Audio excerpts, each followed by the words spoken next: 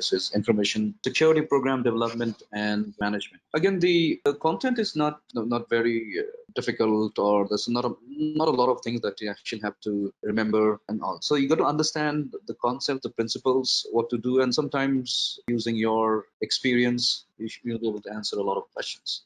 But anyway, so let's get into this. So information security, these are the things which you've already discussed. Again, the principles you've already discussed so far, like having that strategic alignment, right? So that is again one of the important questions that gets asked all the time. Okay, having a proper risk management that program. Okay, so you know exactly what are the different risks that the organization has, and similarly, one of the questions that we just saw right now with the risk analysis reports, then you can put in those resources and then accordingly mitigate those risks. The value delivery. So how much value are we deriving from the security program?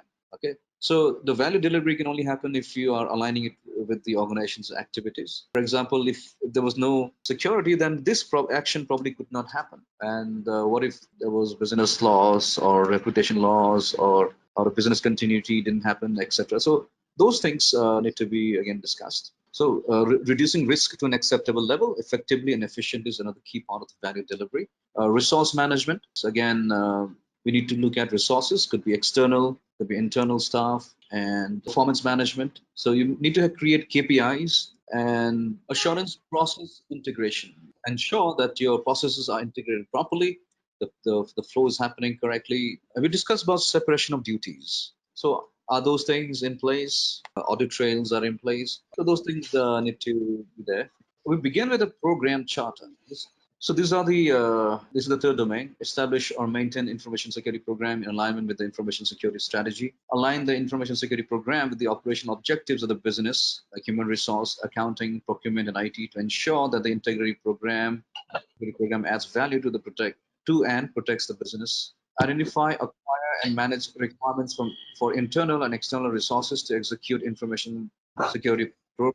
Establish and maintain information security processes and resources, including people and technologies, to execute the information security program in alignment with the organization's business goals. Establish, communicate, and maintain organizational information security standards, guidelines, procedures, and other documents or documentation to guide and enforce compliance with information security policies. Establish, promote, and maintain a program for information security awareness and training to foster an effective security culture. Integrate information security requirements into organizational processes such as change control, mergers and acquisitions, system development, business continuity, and disaster recovery to maintain the organization's security strategy. Information security requirements into contracts and activities of third parties, that is joint ventures, outsourced providers, business partners, customers, and monitor adherence to established requirements in order to maintain the organization's security strategy. Next, establish, monitor, and analyze program management and operational metrics to evaluate the effectiveness and efficiency of the information security program. Compile and present reports to key stakeholders on the activities, trends, and overall effectiveness of the IS program and the underlying business process to get security performance.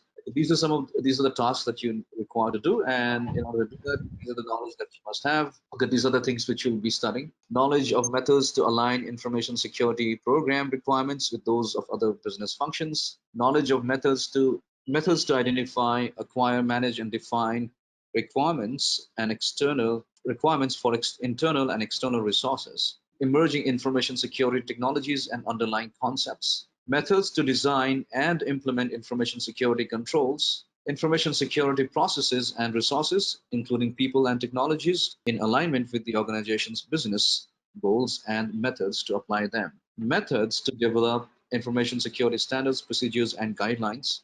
Recognize regulation standards, frameworks, and best practices related to information security program development and management. Okay, we'll talk about that. Methods to implement and communicate information security policies, standards, procedures, and guidelines. Training, certifications, and skill set development for information security personnel. Methods to establish and maintain effective information security awareness and training programs. Methods to integrate information security requirements into organization processes. Example, access management, change management, audit processes. Methods to incorporate information security requirements into contracts, agreements, and third-party management processes.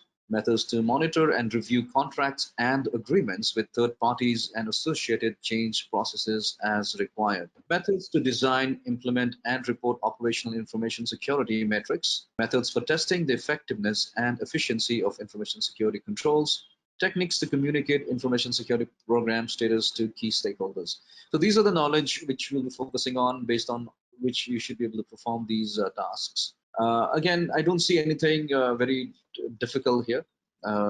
Let's go over these things. There are a lot of things might be here and there. You need to understand these concepts, but you align yourself with the job practice area so that there are no discrepancies. Anyway, so a charter. We probably begin with a program charter, which is this is usually provided by the executive team, senior executive, senior management team. That is a document which talks about the programs, its timeline, the fundings, and who all are involved in that. Usually, whoever is involved in that security program will get the charter. It's kind of like a seal of approval saying, yes, now you are gonna, you're in charge of this, and these are the things that is expected of you. So it gives that authority to the security manager. Okay, so the security manager gets that when they gets that charter. Now they will take it from here. They're saying, okay, I'm handing over you this responsibility to you, and these are the things that you expect you to do. Okay, come what may, you'll be implementing this thing. So that delegated authority is now given to the security manager. So they will have to then develop and enforce security policies, develop and implement the risk management process, develop and manage security governance, develop and direct the implementation and operation of controls across departments or business boundaries, develop and direct the implementation of key security processes, including vulnerability management, incident management, third-party risk, security architecture, business continuity planning, and security awareness training. So these are some of the things which are, I think, really good. Again, you don't have to memorize this, but it's a good list that you should be able to perform. Suppose you are joining as a security manager, these are the things which you should be able to conduct. Develop a policy, be able to implement those risk management processes, etc. Okay, so one of the things that is always going to be very crucial, and we've already talked about this, the scope, right? So scope has to be clearly defined, and otherwise we could be in a situation where we're not very sure what to do, because then to whom does this program apply to? Does it apply to everybody within the organization, or to a particular specific department? For example, it could be only headquarters only, and so on. So these kind of has to be clearly defined. If it's a small organization, then it really doesn't really matter. But still, you want to mention that this is applicable to your customers or your vendors, your third-party suppliers, whatever. So that clarity is very important in this case. Again, yeah, so we talked about authentication. Sorry, I thought you were seeing that monitoring and device management. So the next part is some of these frameworks, architecture, rebel framework. This is at a very high level enterprise architecture. There are two of them called 𝐘𝐿𝐴 and 𝐾𝐨𝐿. The 𝐘𝐿𝐴 is the older one. It was established in the 80s by John Jackman while he was working in the IBM. So this one, again, at a very high level, gives you a very high level of to construct a building, for example. Like for example, related to how you construct a building, like all the spaces that you create. Similarly, here, build an enterprise architecture, you can do that. Again, we're not going to get into too much into detail here. It just gives you a very high functional level, and the specific methods are not taught by not mentioned by Jackman. I think we talked about Jackman the other day, right? Briefly, I think I showed you the what, why, when, how, where, those questions. And similarly, TOGAF was introduced in the 90s. I think this is by the Open Group. Again, similarly gives you a very high level approach for designing your enterprise infrastructure rather. So basically, I had a colleague who's quite a good friend. He's the one who convinced me to take a path in security, and he was always banging on about TOGAF because he was a security architect, and he had done TOGAF. And what is it really? I mean, I went to the website. It doesn't really give much information there. So is it architectural framework or? Yes, so it's about information architecture framework for your organization. We're building an organization that we must have in the organization at a very high level. TOGAF, let me see if I can open the site here. In fact, they have a certification program as well. Okay, so these are the frameworks. It says the technology architectures, what are the opportunity solutions, migration planning, having those governance plan in place, risk.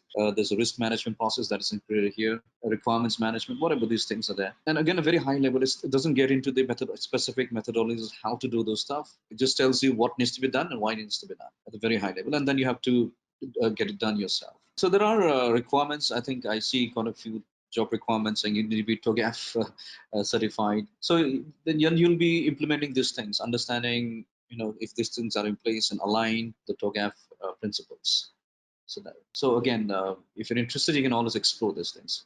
I would recommend you maybe even explore the COVID ISO. Obviously, I think you must explore ISO 27001. That would be very evaluator. I think were you interested in more of the implementation part or the auditing part? So you might want to explore those things. A lot of people, they can also consult. For example, if you're an auditor, you can also consult because you have the knowledge, right? So you can always consult how to implement those things. But usually the principle is that you do not audit what you have implemented yourself. So that you have to stay away from that. Otherwise, if you have the knowledge, you can do both. No harm. So both those things are usually very popular. TOGAF is there. I've seen people ask for that, but it's not everybody will has a TOGAF in their organization. So so only those organizations which have adopted TOGAF would be interested in TOGAF or Jackman, for example. More than Jackman, TOGAF is more popular. But 27001 it is quite universally accepted, and that knowledge is always going to be useful. COVID-19 is another one, which is maybe you can have a follow up on that. That's all this. So once you do a 27001, then it's most of those things are related. So you'll be able to do a lot of other security related courses and so on. Anyway, so coming to the security governance team, you have all of these people that you already talked about, the board of directors. Okay, so they are the ones who are usually in the governance team, and they are the ones who are setting up the direction and all the stuff. We discussed that. And they can be an information steering committee, IT steering committee, which can include, again, the board of directors or the executive team or maybe external parties and so on. They are mostly, again, there for the strategic and technical, mostly for strategic and technical as well. Operational are left to the people on the ground, okay, but the strategic and the technical things, they're the ones who take those decisions. And for example, if there is a IT-related projects, the steering committee, IT steering committee is going to take care of those projects. Chief Information Security Officer, generally this person is again responsible for various things, responsible for all the IT related, security related aspects like policies and assessment, risk assessments, and vulnerability management, incident management, identity and access management, security awareness and training, compliance management, etc.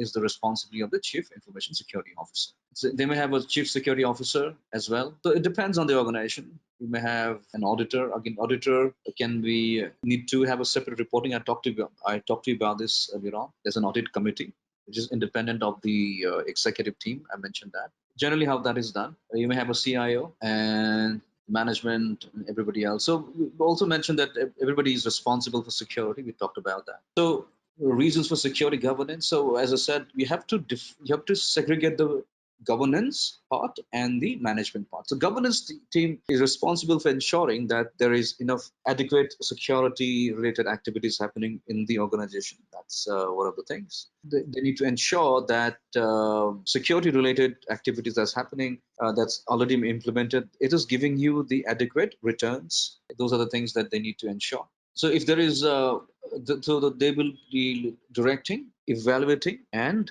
monitoring. These are the three things they typically do: directing, evaluate, and monitor. Right?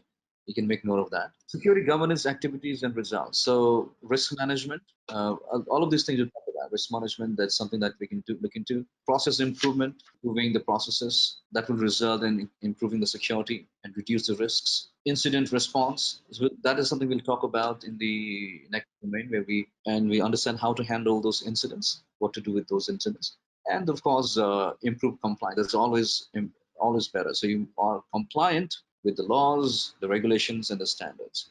So that is always a plus one. What is the difference between business continuity and disaster recovery? So business continuity is about ensuring that your business critical function processes, they continue to function before the disaster, during the disaster, and even after the disaster, right? That's something that we need to do. For that to happen, there are lots of things that needs to be planned into, looked into. Like, for example, continuity of operations, incident management plan, or even succession planning. You understand what succession planning, right? In the organizations where top players, they're not allowed to travel together and so on, right? So there's a succession planning.